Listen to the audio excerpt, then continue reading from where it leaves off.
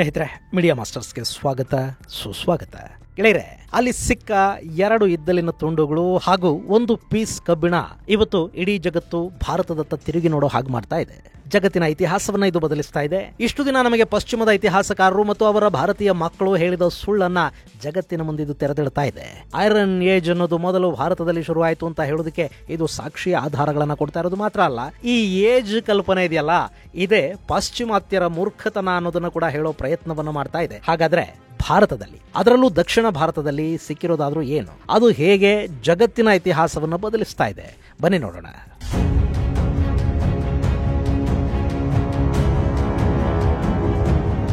ಗೆಳೆಯರೆ, ಜನವರಿ 24, 2025 ಭಾರತದ ಇತಿಹಾಸದಲ್ಲಿ ಅತ್ಯಂತ ಪ್ರಮುಖ ದಿನ.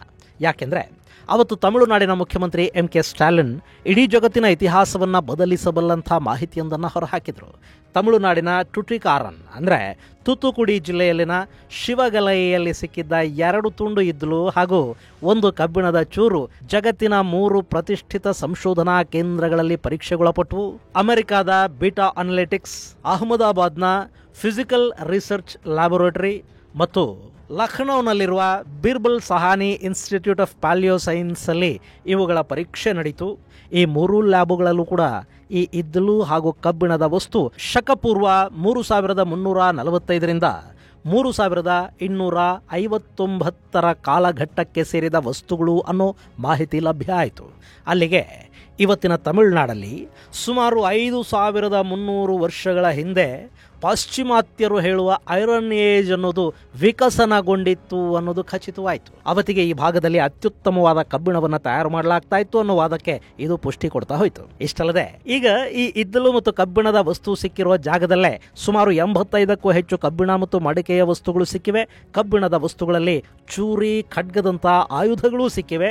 ಮುಂದಿನ ದಿನಗಳಲ್ಲಿ ಅವುಗಳನ್ನು ಕೂಡ ಪರೀಕ್ಷೆಗೆ ಕಳುಹಿಸುವ ಸಾಧ್ಯತೆ ಇರುತ್ತೆ. ಇಲ್ಲಿ ಸಿಕ್ಕಿರುವ ವಸ್ತುಗಳು ಮಣ್ಣಿನ ಪದರಗಳ ಅಡಿಯಲ್ಲಿ ಪತ್ತೆಯಾಗಿವೆ. ಹಾಗೇನೆ ಇಲ್ಲಿ ವಿವಿಧ ಹಂತಗಳಲ್ಲಿ ಈ ವಸ್ತುಗಳು ಸಿಕ್ಕಿರೋದ್ರಿಂದ ಒಂದು ಪದರಕ್ಕೂ ಮತ್ತೊಂದು ಪದರಕ್ಕೂ ಸಾಕಷ್ಟು ವರ್ಷಗಳ ವ್ಯತ್ಯಾಸ ಕೂಡ ಇರಬಹುದು ಅಂತ ಹೇಳಲಾಗ್ತಾ ಇದೆ. ಇನ್ನು ಈ ಶಿವಗಲೈ ತಮಿರಭರಣಿ ನದಿಗೆ ತುಂಬಾನೇ ಹತ್ತಿರದಲ್ಲಿದೆ.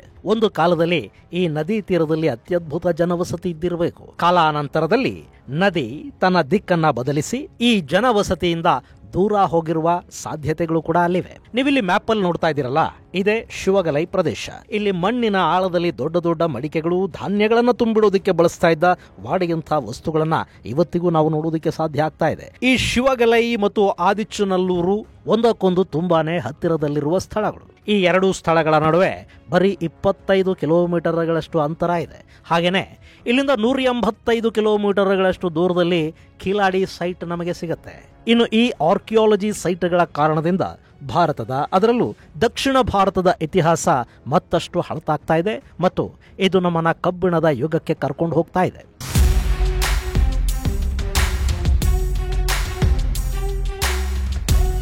ಗೆಳೆಯರೆ, ಈ ಐರನ್ ಏಜ್ ಬಗ್ಗೆ ನಾವಿಷ್ಟು ದಿನ ಏನು ಓದ್ಕೊಂಡು ಬಂದಿದ್ವಿ ಅದೆಲ್ಲ ಸುಳ್ಳು ಅನ್ನೋದನ್ನ ಈ ಸಂಶೋಧನೆಗಳು ಹೇಳ್ತಾ ಇವೆ. ಅಂದಾಗೆ ನಮಗೆ ಪಾಶ್ಚಿಮಾತ್ಯ ಸಂಶೋಧಕರು ಹಾಗೂ ಅವರ ಭಾರತದಲ್ಲಿನ ಮಕ್ಕಳು ಅಂದ್ರೆ ನಮ್ಮ ಪಠ್ಯಪುಸ್ತಕಗಳನ್ನು ಬರೆದು ಅದರಲ್ಲಿ ಪಶ್ಚಿಮ ಹೇಳಿದ್ದನ್ನೇ ತುಂಬಿ ನಮಗೆ ನಂಬಿಸ್ತಾ ಬಂದ್ರಲ್ಲ, ಆ ಮಹಾನುಭಾವರು ಹೇಳ್ತಾ ಬಂದಿದ್ದೇನು ಅಂದ್ರೆ ಐರನ್ ಏಜ್ ಅನ್ನೋದು ಮೊದಲಿಗೆ ಕಾಕಸಸ್ ಪರ್ವತ ಶ್ರೇಣಿಯಲ್ಲಿ ಕಾಣಿಸ್ಕೊಳ್ತು ಅಂತ. ಆ ನಂತರ ಇವತ್ತಿನ ಟರ್ಕಿಯ ಭಾಗದಲ್ಲಿರುವ ಕಮಾನ್ ಕಲೆಹೋಯಕ್ ಪ್ರದೇಶದಲ್ಲಿ ಮೊದಲ ಬಾರಿಗೆ ಕಬ್ಬಿಣದ ಖಡ್ಗಗಳು ಸಿಕ್ಕಿದ್ವು ಅಂತ ಹೇಳಲಾಗುತ್ತೆ. ಅಲ್ಲಿವರೆಗೆ ಆ ಜನ ಎಲ್ಲ ತಾಮ್ರವನ್ನ ಬಳಸ್ತಾ ಇದ್ರು. ಶಕಪೂರ್ವ 1600ರ ನಂತರ ಈ ಭಾಗದಲ್ಲಿ ಕಬ್ಬಿಣದ ಬಳಕೆ ಹೆಚ್ಚಾಯಿತು. ಮೊದಲಿಗೆ ಅವರಿಗೆ ಕಬ್ಬಿಣವನ್ನ ಕಾಯಿಸೋದು ಹೇಗೆ, ಅದನ್ನ ಗಟ್ಟಿಗೊಳಿಸೋದು ಹೇಗೆ ಅನ್ನೋ ವಿಷಯ ಕೂಡ ಗೊತ್ತಿರಲಿಲ್ಲ. ಆದರೆ ಕಾಲ ಉರುಳಿದ ಹಾಗೆ ಅಲ್ಲಿ ಕಬ್ಬಿಣದ ಬಳಕೆಯ ಬಗ್ಗೆ ಅರಿವು ಮೂಡ್ತಾ ಹೋಯಿತು. ಆ ಬಳಿಕ ಅಲ್ಲಿ ಕತ್ತಿಗಳನ್ನ, ಗುರಾಣಿಗಳನ್ನ, ಈಟಿಗಳನ್ನ ತಯಾರು ಮಾಡೋದಕ್ಕೆ ಶುರು ಮಾಡಿದರು. ಇನ್ನು ಈ ಪ್ರದೇಶದ ಪಕ್ಕದಲ್ಲೇ ಇರುವ ಸಿರಿಯಾದ ಡಮಾಸ್ಕಸ್ ಖಡ್ಗಗಳಿಗೆ ತುಂಬಾ ಪ್ರಸಿದ್ಧಿಯನ್ನು ಪಡ್ಕೊಂಡಿದ್ದ ಸ್ಥಳ ಆಯಿತು. ಹೀಗಾಗಿ ಈ ಕಮಾನ್ ಕಲೆಹೋಯಕ್ ಪ್ರದೇಶದಿಂದ ಐರನ್ ಏಜ್ ಶುರುವಾಯಿತು ಅನ್ನೋದು ಇಷ್ಟು ದಿನ ಜಗತ್ತು ನಂಬಿದ್ದ ವಿಷಯ ಆಗಿತ್ತು. ಆದ್ರೆ ಇಲ್ಲೊಂದು ವಿಷಯ ನಾವು ಮರೆಯೋದಿಕ್ಕಾಗೋದಿಲ್ಲ. ಈ ಡಮಾಸ್ಕಸ್ ಕತ್ತಿಗಳು ಅಂತೀವಲ್ಲ, ಈ ಕತ್ತಿಗಳು ತಯಾರಾಗ್ತಾ ಇದ್ದದ್ದು ಕರ್ನಾಟಕದ ಕಬ್ಬಿಣದಿಂದ. ನಮ್ಮ ಚಿತ್ರದುರ್ಗ ಬಳಿಯ ಬ್ರಹ್ಮಗಿರಿ ಹಾಗೂ ಇನ್ನಿತರ ಕಡೆಗಳಲ್ಲಿ ಸಿಗ್ತಾ ಇದ್ದ ಕಬ್ಬಿಣವನ್ನ ಉಕ್ಕಾಗಿ ಪರಿವರ್ತಿಸಿ ಅದನ್ನ ಹರಪ್ಪ ಮತ್ತು ಮೊಹೆಂಜೋದಾರೋದ ಮೂಲಕ ಡಮಾಸ್ಕಸ್ಗೆ ಸಾಗಿಸಲಾಗ್ತಾ ಇತ್ತು. ಆ ಬಳಿಕ ಅಲ್ಲಿ ಆ ಉಕ್ಕನ್ನ ಕತ್ತಿಗಳನ್ನಾಗಿ ಪರಿವರ್ತಿಸಿ ಜಗತ್ತಿನಾದ್ಯಂತ ಮಾರಾಟ ಮಾಡಲಾಗ್ತಾ ಇತ್ತು. ಇನ್ನು ಈ ಐರನ್ ಏಜ್ ಅನ್ನೋದಕ್ಕೂ ಮೊದಲು ಜಗತ್ತು 3 ಪ್ರಮುಖ ಯುಗಗಳನ್ನು ಕಂಡಿದೆ. ಅದು ಶಿಲಾಯುಗ, ತಾಮ್ರಯುಗ ಹಾಗೂ ಕಂಚಿನ ಯುಗ ಅಂತ ಅವುಗಳನ್ನ ಪಾಶ್ಚಿಮಾತ್ಯ ಸಂಶೋಧಕರು ಗುರುತಿಸ್ತಾರೆ. ಇಲ್ಲಿ ಕಂಚಿನ ಯುಗದ ನಂತರ ಕಬ್ಬಿಣದ ಯುಗ ಪ್ರಾರಂಭ ಆಯಿತು ಅನ್ನೋದು ಸಂಶೋಧಕರು ಹೇಳೋ ಮಾತು. ಈ ಕಬ್ಬಿಣದ ಯುಗ 2000ರಿಂದ 2200 BCE ನಡುವೆ ಶುರು ಆಯಿತು ಅಂತ ಇಲ್ಲಿಯವರೆಗೆ ನಂಬಿಸಿಕೊಂಡು ಬರಲಾಗಿತ್ತು. ಇದು ಕೂಡ ಟರ್ಕಿಯಲ್ಲಿ ಕಮಾನ್ ಕಲೆಹುಯೋಕ್ ಪ್ರದೇಶ ಪತ್ತೆಯಾದ ನಂತರದ ಲೆಕ್ಕಾಚಾರ. ಅದಕ್ಕೂ ಮೊದಲು ಹಿಟೈಟ್ ಸಾಮ್ರಾಜ್ಯದ ಕಾಲದಲ್ಲಿ ಅಂದ್ರೆ ಶಕಪೂರ್ವ 1400ರಿಂದ 1800ರ ನಡುವೆ ಈ ಕಬ್ಬಿಣದ ಯುಗ ಪ್ರಾರಂಭ ಆಯಿತು. ಆ ಬಳಿಕ ಪರ್ಷಿಯನ್ ಸಾಮ್ರಾಜ್ಯದ ಸ್ಥಾಪನೆಯ ಕಾಲದ ಹೊತ್ತಿಗೆ ಅದು ಕೊನೆಗೊಳ್ಳಿತು ಅಂತ ಪಾಶ್ಚಿಮಾತ್ಯ ಇತಿಹಾಸ ಸಂಶೋಧಕರು ಹೇಳ್ತಾ ಬಂದ್ರು. ಇದೆಲ್ಲವನ್ನ ಲೆಕ್ಕ ಹಾಕಿದ್ರೆ ಸುಮಾರು 4200 ವರ್ಷಗಳ ಹಿಂದೆ ಕಬ್ಬಿಣದ ಯುಗ ಆರಂಭ ಆಯಿತು ಅನ್ನೋ ನಂಬಿಕೆ ಇತ್ತು. ಈಗ ಆ ನಂಬಿಕೆಯನ್ನ ತಮಿಳುನಾಡಿನ ಉತ್ಖನನಗಳು ಇನ್ನಷ್ಟು ಹಳತನ್ನಾಗಿಸ್ತಾ ಇವೆ. ಸದ್ಯದ ಲೆಕ್ಕಾಚಾರಗಳ ಪ್ರಕಾರ ಕಬ್ಬಿಣದ ಯುಗ ಅನ್ನೋದು ಭಾರತದಲ್ಲಿ ಸುಮಾರು 5300 ವರ್ಷಗಳ ಹಿಂದೆನೇ ಶುರುವಾಗಿತ್ತು ಅನ್ನೋದನ್ನ ಇನ್ನು ಮುಂದಿನ ಇತಿಹಾಸದ ಪುಸ್ತಕಗಳಲ್ಲಿ ಬರ್ಕೋಬೇಕಾಗಿ ಬರುತ್ತೆ. ಇನ್ನು ಈ ತಾಮ್ರಯುಗ, ಕಬ್ಬಿಣದ ಯುಗ, ಇದರಲ್ಲಿ ಯಾವುದು ಮೊದಲು ಯಾವುದು ನಂತರ ಅನ್ನೋ ವಾದ ಇದೆಯಲ್ಲ, ಅದರ ಬಗ್ಗೆ ಕೂಡ ಸಾಕಷ್ಟು ಅಭಿಪ್ರಾಯ ಭೇದಗಳಿವೆ. ಸಾಮಾನ್ಯವಾಗಿ ಏನಾಗ್ತಾ ಇತ್ತು ಅಂದ್ರೆ, ಎಲ್ಲೆಲ್ಲಿ ಯಾವ್ಯಾವ ಪ್ರದೇಶದಲ್ಲಿ ಯಾವ ರೀತಿಯ ಅದಿರು ಸಿಗ್ತಾ ಇತ್ತೋ ಅಲ್ಲಿ ಅದನ್ನ ಲೋಹವಾಗಿ ಪರಿವರ್ತಿಸಿ ಜನ ಅದನ್ನ ಬಳಕೆ ಮಾಡ್ತಾ ಹೋಗ್ತಾ ಇದ್ರು. ಕಬ್ಬಿಣದ ಅದಿರು ಭಾರತದಲ್ಲಿ ಸಿಗ್ತಾ ಇತ್ತು. ಅದರಲ್ಲೂ ದಕ್ಷಿಣ ಭಾರತದಲ್ಲಿ ಕಬ್ಬಿಣದ ಅದಿರು ಹೇರಳವಾಗಿತ್ತು. ಕರ್ನಾಟಕ, ತಮಿಳುನಾಡುಗಳಲ್ಲಿ ಇದರ ಗಣಿಗಾರಿಕೆ ನಡೀತಾ ಇತ್ತು. ಹೀಗಾಗಿ ಇಲ್ಲಿ ಕಬ್ಬಿಣದ ಆಯುಧಗಳ ಬಳಕೆ ಜಗತ್ತಿನ ಬೇರೆ ದೇಶಗಳಿಗಿಂತ ಮೊದಲೇ ಬಂದಿರುವ ಸಾಧ್ಯತೆ ಇರುತ್ತೆ. ಹಾಗೆ ರಾಜಸ್ಥಾನ, ಮಧ್ಯಪ್ರದೇಶ, ಜಾರ್ಖಂಡ್ ಮುಂತಾದ ಕಡೆಗಳಲ್ಲಿ ಕಾಪರ್ ಸಿಗ್ತಾ ಇತ್ತು. ಹೀಗಾಗಿ ಅಲ್ಲಿ ಕಾಪರ್ ಏಜ್ ಶುರುವಾಯಿತು. ಅಷ್ಟೇ ಹೊರತು ಜನ ಮೊದಲು ಕಬ್ಬಿಣ ಬಳಸಿದ್ರು ಅಥವಾ ತಾಮ್ರ ಬಳಸಿ ಆನಂತರ ಕಬ್ಬಿಣ ಬಳಸಿದ್ರು ಅನ್ನೋದಿದೆಯಲ್ಲ, ಅದೇ ಬೇಸ್ಲೆಸ್ ವಾದ ಅಂತ ಕೂಡ ಕೆಲವರು ಹೇಳ್ತಾರೆ.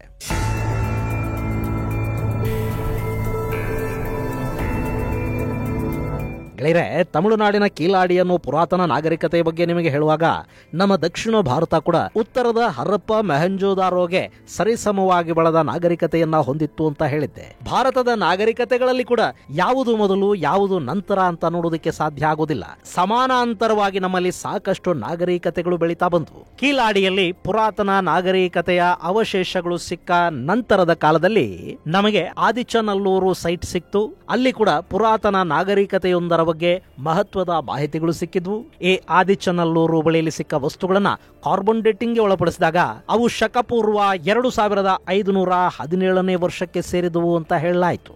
ಅಂದ್ರೆ ಸರಿಸುಮಾರು 4542 ವರ್ಷಗಳಷ್ಟು ಹಿಂದೆ ಅದು ಜನವಸತಿಯನ್ನ ಹೊಂದಿದ್ದ ಪ್ರದೇಶ ಅನ್ನೋದು ಸ್ಪಷ್ಟ ಆಯಿತು. ಹಾಗೇನೆ ಇವತ್ತಿನ ತಮಿಳುನಾಡಿನ ಕೃಷ್ಣಗಿರಿಯಲ್ಲಿ ಕೂಡ ಸುಮಾರು 4199 ವರ್ಷಗಳ ಹಿಂದಿನ ಜನವಸತಿಯ ಬಗ್ಗೆ ಮಾಹಿತಿ ಸಿಕ್ತು. ಕೃಷ್ಣಗಿರಿ ಬಳಿಯ ಮೈಲಾದುಂಪರೈ ಅನ್ನೋ ಪ್ರದೇಶದಲ್ಲಿ ಪುರಾತನ ಜನವಸತಿಯೊಂದಿತ್ತು. ಇನ್ನು ನಮ್ಮ ಕರ್ನಾಟಕದ ಬ್ರಹ್ಮಗಿರಿಯಲ್ಲಿನ ಉತ್ಖನನ ಸರಿಸುಮಾರು 4165 ವರ್ಷಗಳ ಹಿಂದೆ ಆ ಪ್ರದೇಶದಲ್ಲಿದ್ದ ಅತ್ಯದ್ಭುತ ನಾಗರಿಕತೆಯ ಮೇಲೆ ಬೆಳಕು ಚೆಲ್ತಾ ಇತ್ತು.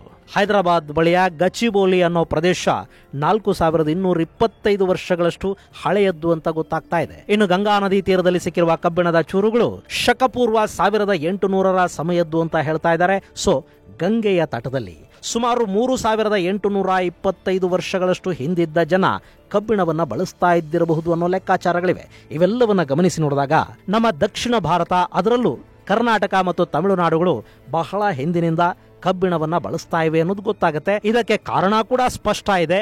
ನಮ್ಮ ಭಾಗದಲ್ಲಿ ಅತಿ ಹೆಚ್ಚು ಪ್ರಮಾಣದಲ್ಲಿ ಕಬ್ಬಿಣದ ಅದಿರು ಸಿಗ್ತಾ ಇತ್ತು. ಅದನ್ನ ಹೇಗೆ ಬಳಸಬೇಕು, ಅದನ್ನ ಏನು ಮಾಡಬೇಕು ಅನ್ನೋದು ನಮ್ಮ ಹಿರಿಯರಿಗೆ ಗೊತ್ತಿತ್ತು. ಹೀಗಾಗಿ ಅವರು ಕಬ್ಬಿಣವನ್ನ ಬಳಸ್ತಾ ಇದ್ರು. ಉತ್ತರದ ಭಾಗದಲ್ಲಿ ಅತಿ ಹೆಚ್ಚಿನ ಪ್ರಮಾಣದಲ್ಲಿ ಕಾಪರ್ ಸಿಗ್ತಾ ಇತ್ತು. ಹೀಗಾಗಿ ಅವರು ಕಾಪರ್ ಅನ್ನ ಬಳಸಿ ಅವರಿಗೆ ಬೇಕಾದ ವಸ್ತುಗಳನ್ನ ಮಾಡ್ಕೊಳ್ತಾ ಹೋದ್ರು. ಆ ನಂತರದ ಕಾಲದಲ್ಲಿ ಬಹುಶಃ ಅವರಿಗೂ ಅಲ್ಲಿ ಕಬ್ಬಿಣ ಸಿಗೋದಕ್ಕೆ ಶುರುವಾಗಿದ್ದಿರಬಹುದು. ಹೀಗಾಗಿ ಅವರು ಕೂಡ ಕಬ್ಬಿಣದ ವಸ್ತುಗಳನ್ನ ಬಳಸುವ ಪರಿಪಾಠವನ್ನ ಬೆಳೆಸ್ಕೊಂಡಿದ್ದಾರೆ. ಈ ಕಾರಣಕ್ಕಾಗಿನೇ ಆಯಾ ಪ್ರದೇಶಗಳಲ್ಲಿನ ತಾಮ್ರ ಮತ್ತು ಕಬ್ಬಿಣದ ಬಳಕೆಯನ್ನ ಆಧರಿಸಿ ಇದು ಮೊದಲು ಇದು ನಂತರ ಅಂತ ಪಟ್ಟಿ ಮಾಡೋದು ಸರಿಯಲ್ಲ ಅನ್ನೋ ವಾದ ಇರೋದು. ಇನ್ನು ಇಲ್ಲಿ ಸಂಶೋಧಕರು ಮತ್ತೊಂದು ಮಾಹಿತಿಯನ್ನು ಕೂಡ ಕೊಡ್ತಾ ಇದ್ದಾರೆ. ಉತ್ತರ ಭಾರತ ಅಂದ್ರೆ ಹರಪ್ಪ ಮತ್ತು ಮೊಹೆಂಜೊದಾರೋ ಸೇರಿದ ಹಾಗೆ ವಿಂಧ್ಯ ಪರ್ವತದ ಮೇಲ್ಭಾಗದ ಪ್ರದೇಶಗಳೇನಿವೆ ಅವು ಇನ್ನು ತಾಮ್ರಯುಗದ ಅಂತ್ಯವನ್ನು ಕೂಡ ಕಾಣದೇ ಇದ್ದ ಸಂದರ್ಭದಲ್ಲೇ ದಕ್ಷಿಣ ಭಾರತದಲ್ಲಿ ಕಬ್ಬಿಣದ ಯುಗ ಆರಂಭಗೊಂಡಿದ್ದಷ್ಟೇ ಅಲ್ಲ, ಅದು ಪೀಕಲ್ಲಿತ್ತು. ಯಾಕೆ ಹೀಗೆ ಅಂತ ನಾವು ನೋಡೋದಾದ್ರೆ ದಕ್ಷಿಣ ಭಾರತದಲ್ಲಿ ತಾಮ್ರಕ್ಕಿಂತಲೂ ಹೆಚ್ಚಾಗಿ ಕಬ್ಬಿಣ ಸಿಗ್ತಾ ಇತ್ತು ಅನ್ನೋದು. ಹಾಗೂ ಆ ಕಬ್ಬಿಣವನ್ನ ಅವತ್ತಿಗೆ ಬೇಕಾದ ಹಾಗೆ ಕೃಷಿ ಉಪಕರಣಗಳನ್ನ ಆಯುಧಗಳನ್ನ ಮಾಡೋದಕ್ಕೆ ನಮ್ಮಲ್ಲಿ ನುರಿತ ಕುಶಲಕರ್ಮಿಗಳಿದ್ರು. ಇನ್ನು ಇಲ್ಲಿ ಇನ್ನೂ ಒಂದು ಮಾಹಿತಿಯನ್ನು ಕೂಡ ನಿಮಗೆ ಕೊಡಬೇಕು. ಮೊದಲಿಗೆ ಈ ಕಬ್ಬಿಣದ ಯುಗ ಕಾಕಸಸ್ ಪರ್ವತಗಳಿಂದ ಶುರುವಾಯಿತು ಅಂತ ಯುರೋಪಿಯನ್ ಇತಿಹಾಸಕಾರರು ನಂಬುತ್ತಾ ಇದ್ರಲ್ವಾ.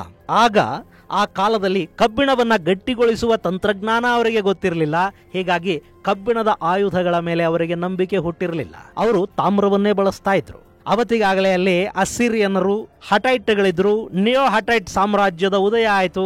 ಈಲಂ, ಬ್ಯಾಬಿಲೋನಿಯಾ, ಈಜಿಪ್ಟ್, ಆರ್ಮಿಯನ್, ಹಿಬ್ರೂ ಸೇರಿದ ಹಾಗೆ ಸಾಕಷ್ಟು ರಾಜ ಆಡಳಿತಗಳು ಇವತ್ತಿನ ಮಧ್ಯಪ್ರಾಚ್ಯದ ಪ್ರದೇಶ ಇದೆಯಲ್ಲ ಅಲ್ಲಿ ಸ್ಥಾನವನ್ನು ಪಡ್ಕೊಂಡ್ವು. ಆದ್ರೆ ಅವರಿಗೆ ಕಬ್ಬಿಣವನ್ನ ಗಟ್ಟಿ ಮಾಡುವ ವಿದ್ಯೆ ಗೊತ್ತಿರಲಿಲ್ಲ. ಭಾರತದಿಂದ ಹೋಗ್ತಾ ಇದ್ದ ಉಕ್ಕಿನ ವಸ್ತುಗಳನ್ನ ಕಂಡು ಅವರು ಅತ್ಯಾಶ್ಚರ್ಯಗೊಳ್ತಾ ಇದ್ರು. ಸಾಕಷ್ಟು ವರ್ಷಗಳ ಟ್ರಯಲ್ ಅಂಡ್ ಎರರ್ನ ನಂತರ ಅಲ್ಲಿ ಕಬ್ಬಿಣದ ಕತ್ತಿಗಳು ನಿರ್ಮಾಣ ಆದವು. ಆ ನಂತರ ಅಲ್ಲಿನ ರಾಜಮನೆತನಗಳು, ಸೈನಿಕರು ತಾಮ್ರದ ಕತ್ತಿ ಮತ್ತು ಆಯುಧಗಳನ್ನು ಪಕ್ಕಕ್ಕಿಟ್ಟು ಅಲ್ಲಿ ಕಬ್ಬಿಣವನ್ನ ಬಳಸೋದಕ್ಕೆ ಶುರು ಮಾಡಿದ್ರು.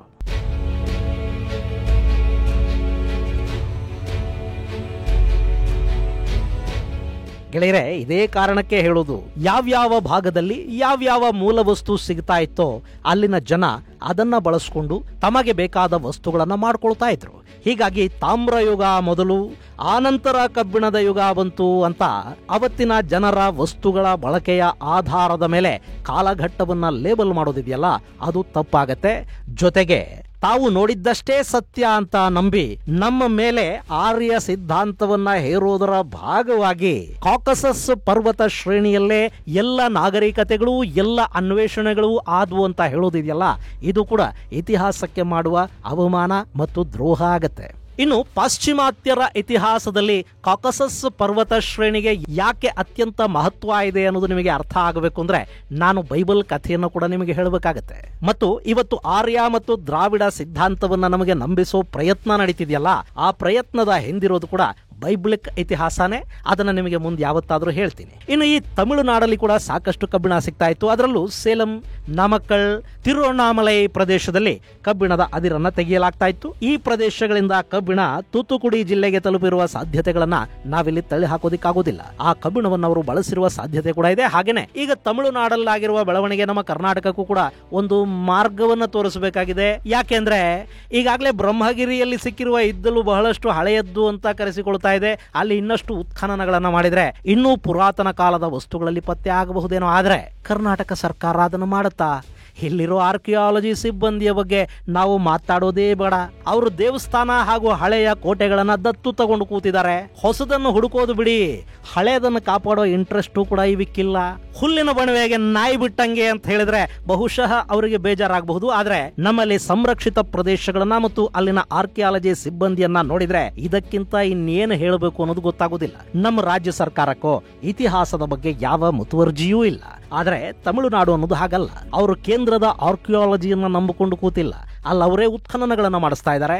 ಭಾರತದಲ್ಲಿ ತಮಿಳು ಅಸ್ತಿತ್ವವನ್ನ ಸಾರೋ ಪ್ರಯತ್ನವನ್ನು ಅವರು ಮಾಡ್ತಾ ಇದ್ದಾರೆ. ಹೀಗಾಗಿ ಅವರಿಗೆ ಅಲ್ಲಿ ಪುರಾತನ ನಾಗರಿಕತೆಗಳೇ ಸಿಗ್ತಾ ಇವೆ. ನಮ್ಮಲ್ಲಿ ಅದೆಲ್ಲ ಇದೆ, ಆದ್ರೆ ಹುಡುಕೋ ಕೆಲಸ ಆಗ್ತಾ ಇಲ್ಲ. ಇಷ್ಟೇ ವಿಷಯ. ಇನ್ನು ಕಾವೇರಿಯ ವಿಷಯದಲ್ಲಿ ಹಾಗೆ ಬೇರೆ ಬೇರೆ ವಿಷಯಗಳಿಗೆ ಸಂಬಂಧಪಟ್ಟ ಹಾಗೆ ತಮಿಳುನಾಡಿನ ಸರ್ಕಾರದ ಜೊತೆ ನಮಗೆ ಏನೇ ಭಿನ್ನಾಭಿಪ್ರಾಯ ಇದ್ರೂ ಆರ್ಕಿಯಾಲಜಿ ಮತ್ತು ಉತ್ಖನನಗಳ ವಿಷಯದಲ್ಲಿ ಅವರನ್ನ ಅಭಿನಂದಿಸಲೇಬೇಕು. ಅವರು ಅಲ್ಲಿನ ಐತಿಹಾಸಿಕ ಸ್ಮಾರಕಗಳನ್ನ ಕಾಪಾಡ್ತಾ ಇದ್ದಾರೆ. ಟೂರಿಸಂ ಅಭಿವೃದ್ಧಿ ಆಗೋದಕ್ಕೆ ಬೇಕಾದ ವಾತಾವರಣವನ್ನು ನಿರ್ಮಾಣ ಮಾಡ್ತಾ ಇದ್ದಾರೆ. ಹತ್ತಾರು ಪ್ರಾಣಿಗಳಿಗೆ ಬೇರೆ ಬೇರೆಯಾದ ವನ್ಯಜೀವಿ ವಲಯಗಳನ್ನು ಮಾಡ್ತಾ ಇದ್ದಾರೆ. ಜೊತೆಗೆ ನೆಲದ ಆಳದಿಂದ ಅವರ ಇತಿಹಾಸವನ್ನು ಕೂಡ ಹೊರತೆಗೆಯೋ ಪ್ರಯತ್ನವನ್ನೂ ಮಾಡ್ತಾ ಇದ್ದಾರೆ. ಆದರೆ ನಮ್ಮ ಸರ್ಕಾರ ಏನು ಮಾಡ್ತಾ ಇದೆ ಅನ್ನೋದು ನಿಮಗೆ ಗೊತ್ತಿದೆ. ಇನ್ಯಾಕೆ ಅದರ ಬಗ್ಗೆ ಮಾತಾಡಬೇಕು ಅಲ್ವೇ? ಇದು ಗೆಳೆಯರೆ, ತಮಿಳುನಾಡಲ್ಲಿ 5300 ವರ್ಷಗಳ ಹಿಂದಿನ ವಸ್ತುಗಳು ಪತ್ತೆಯಾಗಿರುವುದರ ಕುರಿತಾದ ಒಂದಷ್ಟು ಮಾಹಿತಿ. ಮುಂದಿನ ಸಂಚಿಕೆಯಲ್ಲಿ ಮತ್ತಷ್ಟು ವಿಶೇಷಗಳ ಜೊತೆ ಮತ್ತೆ ಭೇಟಿಯಾಗೋಣ. ಅಲ್ಲಿವರೆಗೆ ಜೈ ಹಿಂದ್, ಜೈ ಕರ್ನಾಟಕ.